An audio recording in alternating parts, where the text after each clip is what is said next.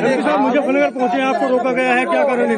एक मिनट में शांत हो जाइए। कोई आइडिया क्या? हाँ जी बताओ। मुजफ्फरनगर आप पहुंचे हैं, आपको पुलिस द्वारा रोका गया है, आप जा रहे थे, क्या कारण है, क्यों रोका? मुजफ्फरनगर बॉर्डर एरिया है क्या भाई? जो मुजफ्फरनगर में कोई किसी के दुख में शामिल नहीं होने जा सकता है भाई। पुलिस का काम है अपराध रोकना, किसी के दुख को जो कोई बांटने जा रहा है उसे रोकना पुलिस का काम नहीं है। मैं सोनू कश्यप जी, जो जिस भाई की हत्या हुई है, जिसको जला के मार दिया, उस माँ को मैंने तड़पते हुए देखा, उसकी बहन को मैंने बड़ी को तड़पते देखा। उन्होंने कहा कि हमारा अकेला सहारा था, वो हमसे छूट दिया। मैं भाई का फर्ज निभाने के लिए, उनके आंसू पूछने, एक बेटा बनने के लिए वहां जा रहा था। ये मेरा फर्ज भी है। चुनाव के समय तो हर कोई जाता है वोट मांगने के लिए, तमाम तरह की मीठी मीठी बातें करने के लिए। दुख में जो साथ खड़ा वही अपना होता। मैं अपना होने का फर्ज निभाने जा रहा था, मगर मुझे पता लगा कि यहाँ अचानक से हमारे सम्मानित जो अधिकारी, उन्होंने ट्रैक्टर ट्रॉली रोक के वो मेरे सामने आ गए। अब वो मुझसे कहने कि आप नहीं जा सकते। मैं ये पूछना चाहता हूँ कि भाई क्यों नहीं जा सकता हूँ? घटना यहाँ की नहीं है, घटना मेरठ में हुई।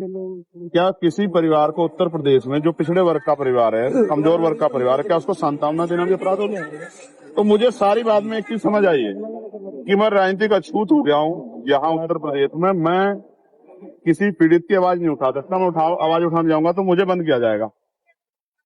इसका एक तरीका मेरी समझ में आया, मैं इनको रास्ता बता रहा हूँ कि जैसे पिछली बार मुझे गोली लगी थी 23 में, मेरी ये हत्या करवा दे पुलिस वाले मिलकर सारे सरकार के साथ। क्योंकि जब तक मैं जिंदा रहूंगा, अगर मैं खाट पे भी रहा, पिलंग पे भी रहा, तो भी बोलता रहूंगा। तब भी जब भी इन पर अन्याय होगा मैं बोलूंगा, पिछड़ों पे, दलितों, मुसलमानों पे, गरीबों पे, बहनों पे। तो एक ही तरीका है इनके पास। ये लोकतंत्र को कुचल रहे हैं, ये संविधान को चल रहे हैं, ये मेरी हत्या करवा दें।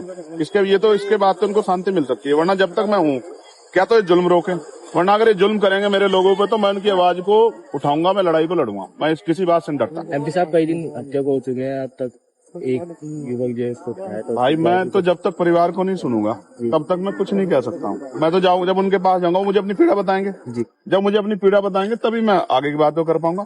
मैंने तो डिमांड की थी कि इस परिवार को कम से कम 50 लाख रुपए का मुआवजा मिले। क्योंकि देखो मेरी बात सुनो, आप भी पत्रकार साथी हो, अगर आपके को दुर्घटना हो, आपके बच्चों को क्या होगा भाई? कमाने वाला था वो चला गया, उसकी बुजुर्ग माँ, उसका क्या होगा? 10 दिन तो सब आएंगे।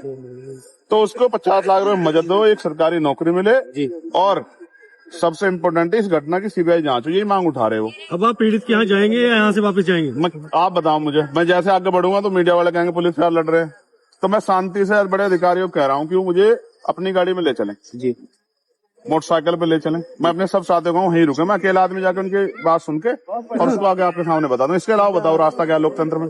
अगर लोकतंत्र में चुनावा प्रतिनिधि जनता के बीच नहीं जाएगा और वो दिक्कत है कि नेता जाते नहीं है, मैं जा रहा हूं तो मुझसे दिक्कत ये है कि वो क्यों जा रहा है। तो भाई और लोगों की मदद नहीं करना चाहता, मैं तो करना चाहता हूं, तो मुझे फांसी चढ़ा दो, यही रास्ता है इनके पास। मेरा कोई अपराध हो तो आप बता दो भाई, मुजफ्फरनगर के पत्रकार साथी, मेरा कोई अपराध हो तो? क्या किसी के दुख में जाना, कल आपके कुदरत न करे आपके यहाँ दुख हो जाए, अगर आपके यहाँ कोई दुख में आता है उसको रोक लिया जाए, कैसा संदेश जाता है? तो जाएंगे लौटेंगे। यार मैं आदमी बड़ा स्पष्ट हूँ, मैं कानून का पालन करता हूँ, संविधान का।